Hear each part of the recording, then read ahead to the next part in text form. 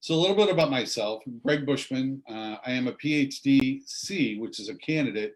Simply means I've taken all of my classes and I'm currently passed my comprehensive exams, and I'm currently working on my dissertation. And my discipline is in leadership and organization development, specifically creative leadership for innovation and change, as in change management, which we're certainly going through today. And I've worked successfully on many remote teams and led remote teams for 20 plus years. When I say successfully, that means that I was able to lead my team, typically be either being number one or number two within the country in my particular area of expertise or within my division. So I've worked from home for 30 plus years. Prior to joining corporate America, I was an entrepreneur and had my own company for 13 years and then came into corporate management in 1999. I've used most of the major web meeting platforms, including Adobe Connect, which is quite complex, GoToMeeting, very much like Zoom, WebEx, very much like Zoom, Skype, hate it. If you're straddled with or saddled with using Skype, I feel for you. At least Microsoft Teams is hopefully replacing that. Facebook has one called BlueJeans, it's not quite up to par yet. Of course, we're using Zoom. And then there's others, Blackboard, Canvas, Google, of course. But the ones I like the most are WebEx, GoToMeeting, and Zoom. They're very similar. Zoom is by far the most financially affordable.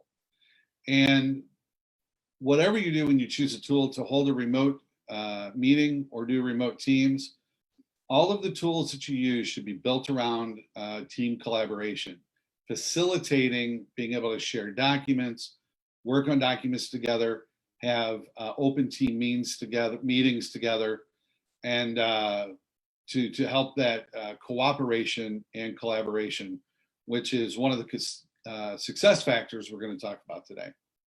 So moving on from there, working from home and leading remote teams can be incredibly rewarding, but it does take a little extra self-motivation and personal discipline. It also requires advanced communication and people skills. This is where your skills as a manager and a leader will 100% be tested to the max. The only thing that makes it situation that makes it any more difficult to be a manager or a leader is that when you have a responsibility where you have dotted line employees and you do not have the ability to hire, fire, or discipline or reward those employees, you're literally having to manage those employees without direct authority. Yet you've got to inspire and convince them to do the things that you want them to do to work towards your goals, your interdependent goals, and the team goals, even though you do not have direct authority over them. That situation with the dotted line reports and remote team management are very close. They are the most difficult and most trying for your leadership and management skills. So moving forward, there's some things that are going to be very important. First off, following a framework. You've got to give your team a framework from which that they operate. If you do that, you can produce amazing successes. The team dynamics are going to be a little bit more complex as opposed to in office teams, and that should be expected. But again, this is why, as a remote leader, as a remote manager, we step up to the plate because it's what makes us great. Your leadership skills are 100% tested when you're leading remote. And then the next thing is to set expectations for your team. You've got to have expectations and ground rules by which the team are going to operate. If you don't have those things, it's going to be complete chaos and confusion. And we're going to go over these as we go through our presentation. So having a remote meeting, our mindset's got to be a little different. Your mindset during a remote meeting you've got to keep that mindset that I'm in the office, but I'm not in the office. I'm on video, and my persona that's coming across the video and in my written documents are what people are going to see my professionalism as. At what level am I speaking? At what level am I communicating? At what level can I make our goals and action items crystal clear and give a timeline so that I expect for these things to be done, so that I can make what I'm asking my team to be accountable. They've got to be accountable to some set of guidelines. So that's really important. So it is actually keep a mindset of having a face-to-face in the office meeting. With that said, it's a business meeting. Remember, don't come in your pajamas. I did a funny video once where I actually wear a blazer on top, sport coat on top, and I had shorts on the bottom of bare feet. And I let my bare feet show purposely in the meeting to give an example of, one, it was comical, but it's don't just be business on the top, party on the bottom. You got to come with your business face on. Now, on social media, we've probably all seen the clip. There's probably 12 people in a particular meeting, and one of the participants forgets that they're on camera and doesn't put their camera on hold. And they actually get up and take their computer with them and go use the restroom. And the whole thing is on tape.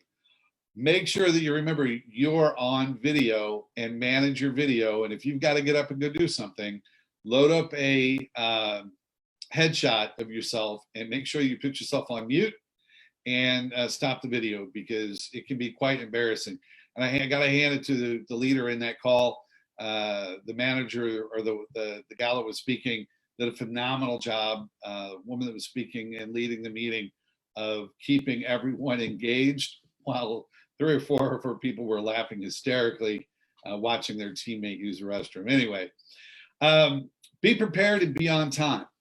If you are preparing for a meeting, for instance, in the chat room, if you take a look at in the chat room, you'll notice that I uploaded 3 documents. I uploaded those in advance to my meeting. Those are the documents. One is a PDF of this presentation, and the other 2 are documents that I'd like to take a look at during the presentation. I also loaded those into a Google Doc folder, a collaborative folder. Remember that we need collaboration tools. And I shared the link to that folder with everyone that's on the webinar today, so that you could download those in advance and take a look at them so that you'd be prepared for the meeting as well. So make sure that you come prepared and be on time. And as I said, dress appropriately. Now, one of the funny things that I think is great, I have a friend, his name's Ryan, he's in finance, and they were having a team meeting, and what they did to just break things up, bring some humor and some fun to the meeting, is his manager ran a little contest, and whoever wore the craziest, it was like a Friday afternoon type meeting, whoever wore the craziest costume to the meeting got a $25 gift card. And it just brought an element of stress busting, humor. I shared out an article on laughter is nature's high, and how your brain produces certain chemicals when you laugh that just bring good feelings to your entire body. And it's a great way to bust stress. I also have shared out a document, 15 ways to bust stress at work, because it's incredibly important in this time that we're going through, and people adjusting. You got to remember, as a manager, your folks aren't used to this remote thing, and you do need to do some things to help them bust stress. And we'll talk a little bit more about that later on. When you're leading, take the tutorials, practice your presentation, make sure your technology is working. That is absolutely incredibly important.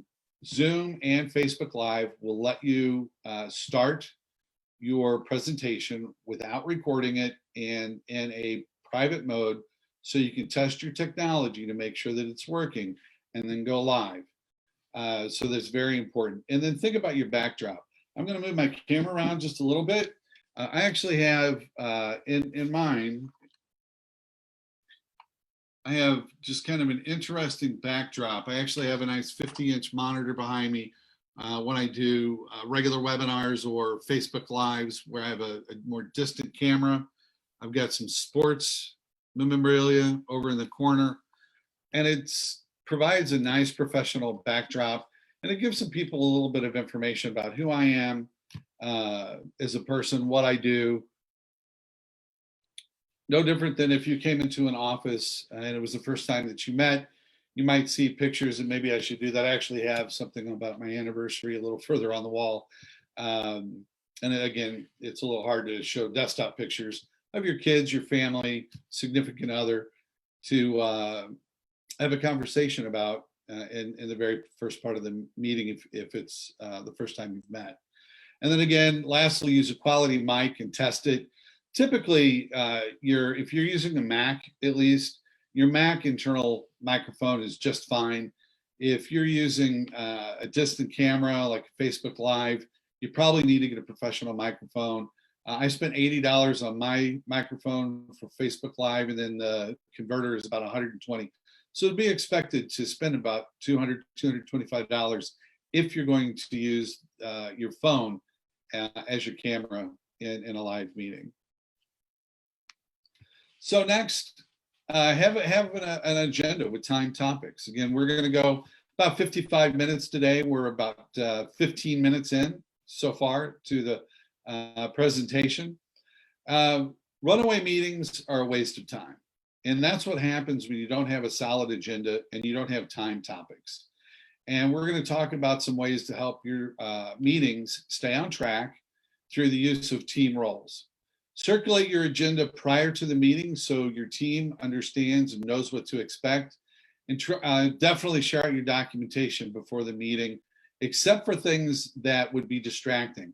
Many times, if you share certain documentation that your team may not have seen before, there's going to be a temptation for them to thumb through the information and not give you an opportunity to interpret the information for them during the meeting. So if you're sharing sensitive information about changes, comp plans, strategic plans for the company, those you don't want to distribute prior to the meeting. But if it's just general documents, such as the 2 templates that I shared, that's absolutely something you do want to share, and that's going to be up to you. You should just use good sense when you're sharing that, no different than you would if you were in a face-to-face meeting in the office. Make sure that you're communicating directly, clearly, and succinctly. Don't beat around the bush. Say what you mean and mean what you say. And then last but not least, have communication feedback loops. This is super duper important, and we're going to drill down on this in one of our drill down sessions. Many times in corporate America and in the government organizations as well, even and especially nonprofits, I've heard that we get in a trap of one-way communication or two-way communication. One way is top down. I tell you what to do and I expect for you to do it. And it's on a need to know basis. I really don't, the leader doesn't share a lot of information. That is absolutely the worst way to communicate. It leaves your employees feeling uncomfortable, sometimes creates fear, and certainly creates ambiguity in the office. And you, as a leader, you don't want to communicate that way. Two-way is, okay, I've, as a leader, communicated down, and you can communicate back up to me, kind of a speak, you know, when I speak to you, speak back to me to make sure that you understand, have questions, that type of stuff. Unfortunately, webinars like this are mostly two-way. When I have an open meeting where all of my teams are here, we pause intermittently and everyone is expected to participate in the meeting. And we're going to talk about that as one of our critical success factors. But a feedback loop simply means you have open communication. Everyone can communicate with everyone. And there are some ground rules when you talk about open communications that we're going to drill down on, such as if it's email, making sure that all of the concerned parties are at least in the addressee field or carbon copied. And again, if you do need to go one loop above yourself, let's say your manager's out, or you can't get a hold of your manager and you need answer down, you've got to go one step above them. Make sure that both your boss and their boss is in the addressee on the email, and explain, Bob is out of the office and I really needed to get this answered now. I apologize for not being able to get a hold of Bob. I called him and emailed him, but the customer is saying I've got to have an answer. And so justify why you're doing that so that Bob doesn't feel have a negative view of you communicating that way. But if you communicate openly and honestly and provide the reason why you're doing what you're doing, most without emotion, right? Most of the time, a good leader, all of the time, a good leader is going to understand. So moving on is building our remote team foundations. This is real simple. If you're building anything, a house, a building, a condo, a car, right, has got to have a strong frame, right? If you don't have a good foundation for your team, where it's weak, it will crack under pressure. And usually it comes at the worst possible moment. Whenever you do not need for problems and difficulties to come up. And I'll tell you, the number one place that it comes up is when you get to the storming phase of team formation or team evolution. And conflicts come when you don't expect them to come because you didn't set some rules and how you're going to deal with those conflicts. And that is one of our critical success factors. But just backing up just a minute, when you're talking about team formation, there are stages. There's typically 4 stages. That's forming. And in that part, we're going to talk about assigning team roles. Storming, and the critical success factor is learning how to resolve conflict. And then there's a norming period where here are operational procedures, and those that make it past that storming phase go on to performing, and typically can become high performing teams. But if you don't set certain guidelines in the first 3 stages, you will never create a high performing team. At best, you'll be mediocre. And to be quite frank, most teams don't make it past the storming stage. So let's talk about some of those. All right. So where and how do you give your team a framework? Well, the first thing you need to do is you need to create a team charter. Now, if you've already been a team for a long time and you don't have a charter, it's okay. I have some simple exercise you can do with your team for an existing team where you can create a team charter. And if you don't have one now, this is the perfect reason to do one and ask your team to do one, because now you're leading remote. We need a little bit more of a framework to work within, and we're going to do a team charter. Everybody should understand that and get on board. So remote team charters, if you already have one, a remote team charter is a little different. It has some additional elements to it. I actually have created a best practice template for building a team charter with your team, and I've shared that out. But your team charter depends and determines on how your team is going to operate. Is it going to fail? Is it going to be mediocre? Or is it going to be a high-performing team, or something in between those 3? Your charter does things like mitigate the risk of having to micromanage your team, which no one wants to be micromanaged. People are hired. Hopefully, if you hired correctly, you don't have to micromanage your people because you've hired the right people. Employees going silent. I remember one time we actually had a gentleman who just disappeared, didn't answer his phone, didn't answer his emails, text, nothing. It was literally like he dropped off the face of the earth. And we were generally concerned that something might actually be wrong with him. And after 3 days of not hearing from him, we filed a police report, a missing person because we couldn't get a hold of his significant other either, like his emergency contact. We're like, my goodness, what has happened to him? And we just ended up finding out in about a week, he just didn't want to come to work.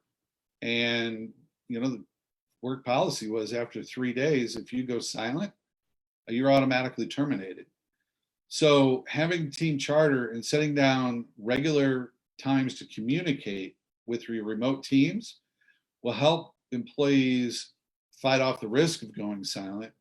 It will help meet their needs as a leader, you as a leader meet their needs, and it helps give them a framework so that they don't feel lost and suffer for things such as work paralysis, because that's what happened to him. He just, the person wasn't on my team. He was on a different director's team, and he was just simply suffering from work paralysis. He just couldn't handle working remotely.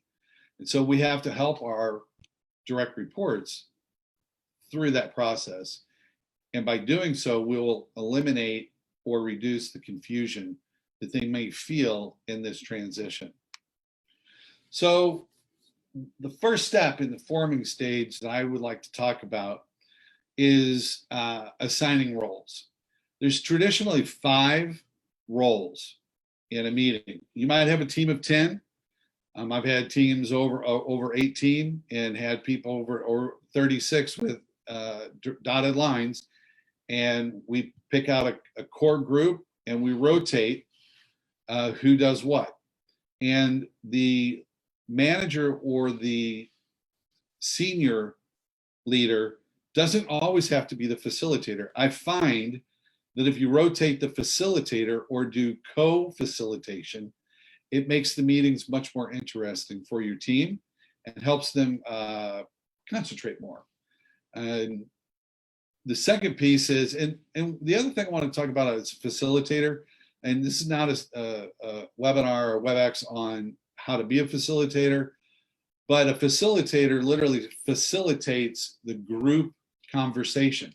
Remember, it's an open setting. It's open just as if you were sitting in a meeting around a boardroom table. It's an open discussion. And your job as the leader of the meeting is to facilitate the communication and of the group. So the historian then is simply the note taker. A lot of times it's good to have 2 or 3. That way you get more information and you get viewpoints from different team members. On the gatekeeper, this is very important. The gatekeeper makes sure that everyone has the opportunity to speak. When in the team charter, which I'll share in just a moment, I'll stop this share and we'll go to that team charter. What you'll notice is that everyone should get 2 to 3 minutes of speaking time, depending on the subject.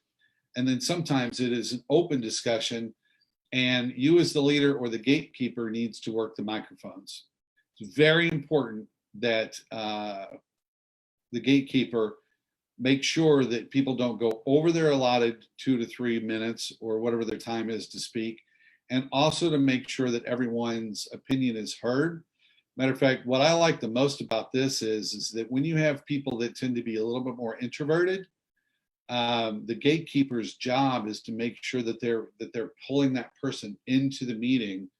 And it's a lot easier if you're sitting around a boardroom and you can see, well, Joe is not engaged right now. And so you can directly ask Joe a question because you're right there and you can see it. Sometimes when you're looking at the small pictures, it's a little bit more difficult to find out how engaged people are.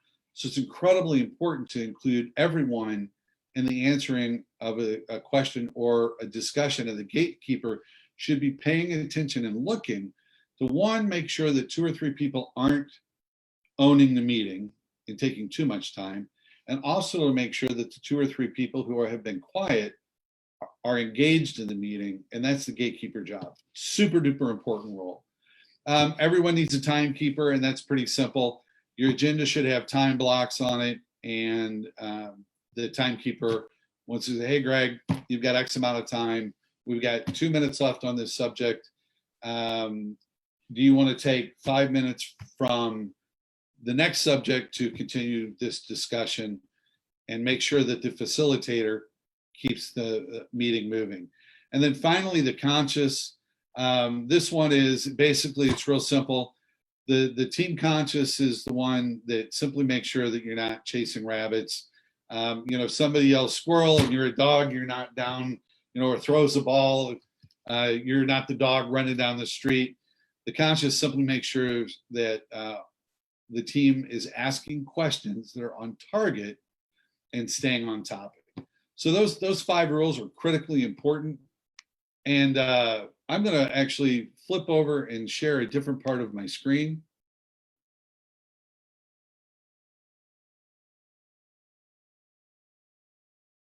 Okay, so hopefully everyone can now actually see the charter again.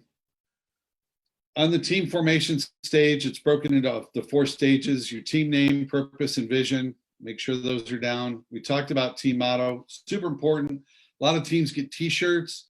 Sometimes that's a really cool thing to do, to get your team a set of t-shirts with some kind of motto, maybe their last name on the back or whatever, and have them wear those t-shirts to their team meetings. If you don't have team shirts, I think that's something that is an incredibly important morale builder. And when you come on to your team meeting and everybody has their team shirt or their team jersey on, it just brings a sense of cohesiveness to the team. Really great way to help build an in-office mindset, although you're remote. The next set is just to add your objectives as a team. And these should tie into what the team's objectives are in meeting the organizational goals. We talked about those team member roles. And then the next piece is that communication. How and how often are you going to communicate? What tools that you're going to use? And this is the only avenues that you're going to use. Any communications outside what's decided upon the teams is just not valid. And your team members need to realize that if you communicate outside these boundaries, you're not going to respond, and the team members should not respond. I know that's tough, but you've got to lay the groundworks, because from experience, you're going to get the squirrels that want to be squirrely about how they're communicating, and they're going to break the rules, and it's going to cause communication. Somebody along the line in the chain of communication or the chain of working on a project is not going to get the notification that they needed, and something's not going to get done because that one or two people who just wanted to communicate in a way that the team didn't sanction. And that's got to be dealt with, and you've got to set the expectation up front, and you've got to be firm, but of course, nice and polite, but be firm like you are as a good leader. And then again, number 2, this is a big one. How quickly do we agree to return phone calls and emails? So just keep those things in mind. This is a good template to go through. Matter of fact, much of what's in the template is in our PowerPoint. So changing mediums from PowerPoint to actually reviewing a document is another strong way to keep people's attention. Matter of fact, when you're presenting live, if you don't change your medium, like whiteboard to video to PowerPoint, etc., every 10 to 15 minutes, the adult mind just checks out. It's just something that we do psychologically. So we're managing a remote team. It's even that much more important to try to have multiple ways to communicate. Don't just use PowerPoint. Try to communicate in various mediums.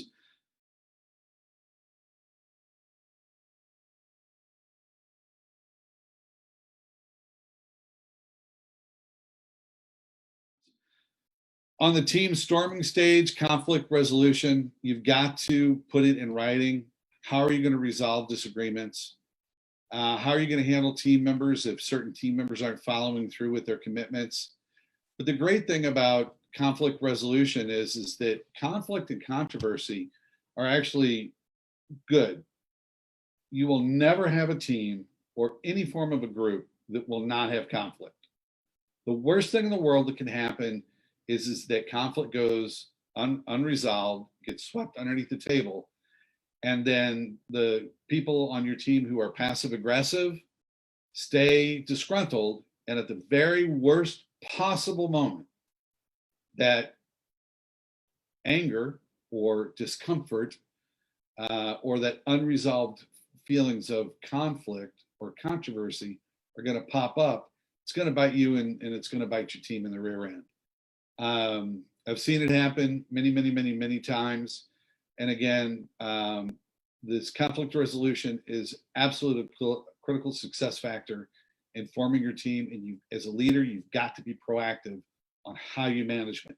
So in your team charter, you agree, this is how we're going to do it.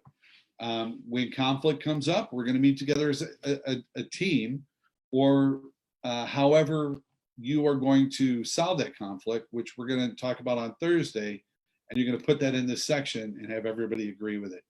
The next one is team well-being. This is a great one. This helps with keep the emotional stress and emotional baggage and emotional leakage out of your team and out of a remote team. At the beginning of every call, take 1 or 2 minutes and do a check-in. How you doing? How you feeling? How's your family? Show some compassion, show some interest for the people that work for you. There's nothing worse than having a manager or a leader who everyone really knows they don't care about you. All they care about is the performance and meeting a company goal so that they look good. No one likes a Machiavellian or a transactional leader typically. So don't be one. Show some care for your people and help them transform themselves as a professional with transformational or even servant-based leadership skills.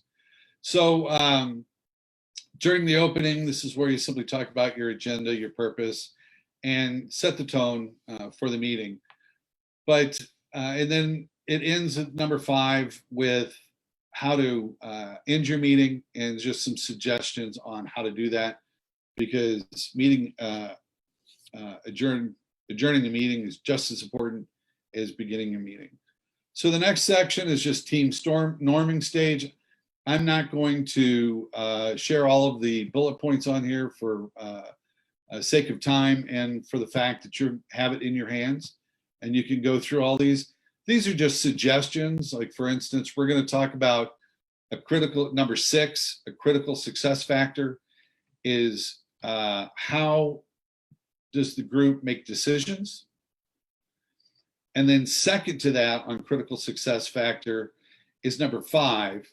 And that's team discussions and how to build a cooperative, collaborative environment. And that is done through something that's called interdependent reward systems. And we're going to do that'll be our third topic on how to do interdependent reward systems, because that, amongst anything, when you talk about creating a high performing team, especially remotely, that is one of the top 3 aspects of creating a high performance team, is what is called interdependent reward systems or interdependent goals. So I'll let you read through those on your own. And then on the performing stage, your deliverables. What are the projects that you're working on?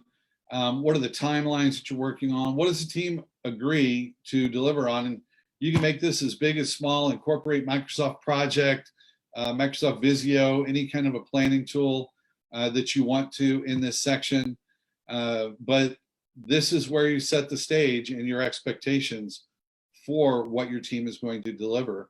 And then, as I said, there's some notes on how to actually adjourn a meeting, which is just as important, because this is the part where accountability comes into play and you set the stage for your action items, who is responsible for those action items, and what the time frame that you expect those action items to be completed on. If you don't have a set of Google Docs to rely upon for collaborative tools, it's something that we could work on together. Having a set of accountability documents is incredibly important.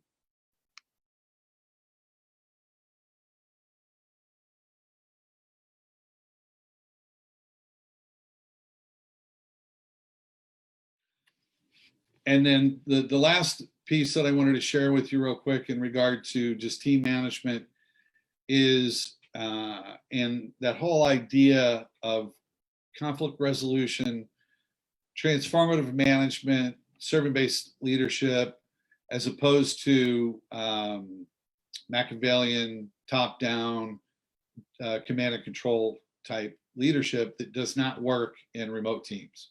I'm just telling you right now, transactional leadership will get you a mediocre team.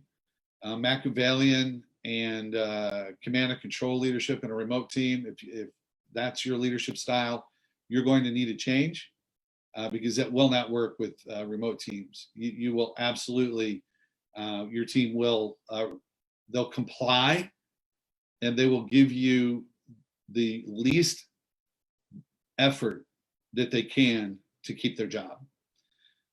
If you want to inspire your people to become high performing teams, you've got to learn what's called positive people management. And this is actually a segment out of my book. I wrote a book called I Think You Think We Think Differently. And it's labeled Leadership Skills for Millennials and Gen Z. But it's literally written to boomers, Gen X, millennials, and Gen Z, because we all have to work together.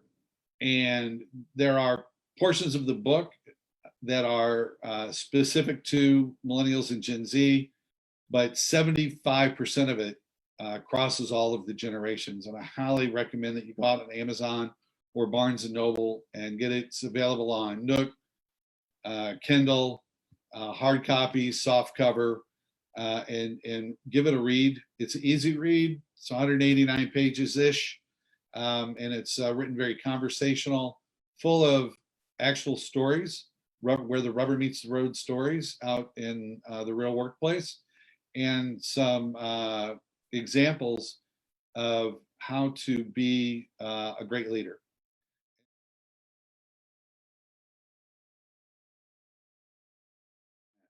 So one of those is positive people management.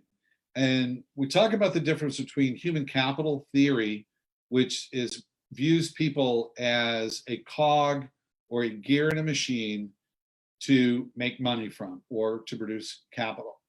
That is the traditional management viewpoint that has been around for hundreds of years.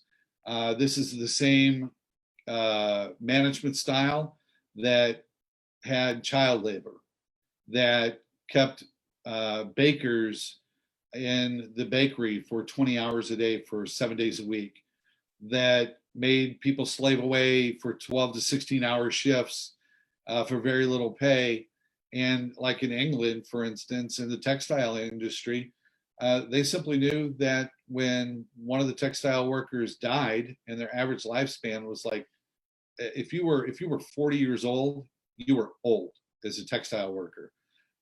Once the person died, they just stuck another person in there. Hence, it's literally called human capital management.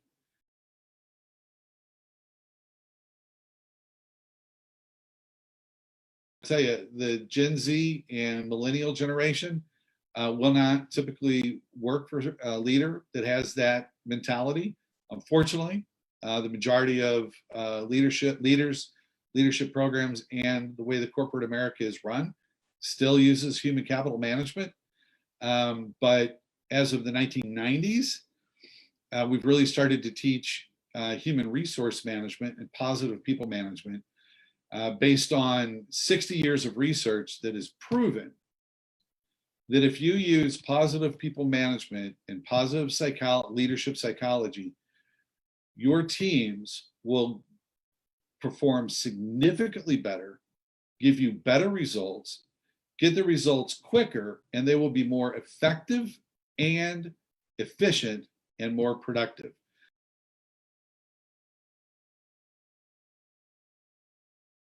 Ask yourself these questions that characterize human capital theory, and then write down your answers. So you take the little test, and then you simply go to the next step and you read your answers.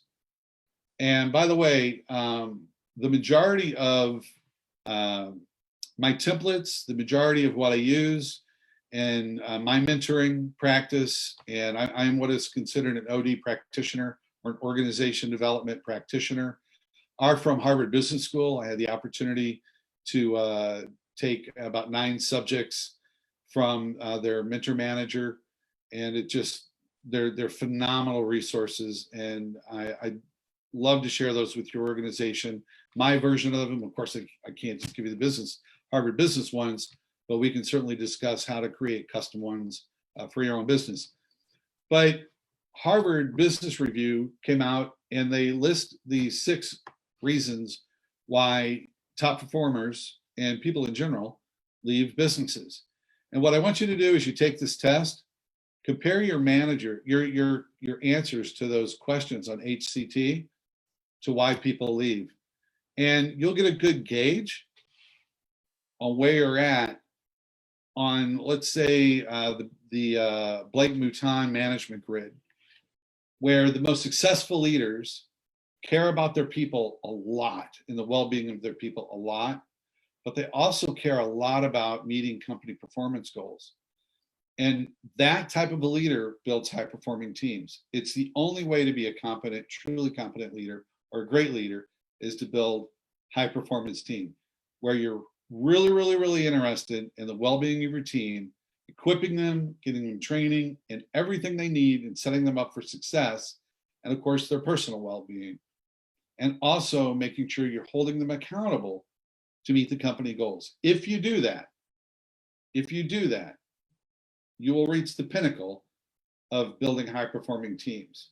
If you don't, you can fall into an area that's called mediocre middle management. And then down below, if you care a lot about quota and nothing about your people, you're a Machiavellian leader. And you might have short-term success, but your teams will not follow you long-term. Your teams will over time disintegrate.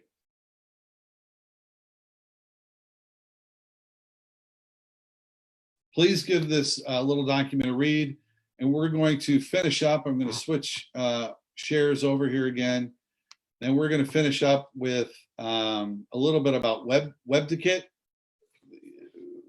When you're meeting remotely, just real quick, remember that what you put down on paper reflects your attentiveness, your communication, and your work ethic as a remote worker.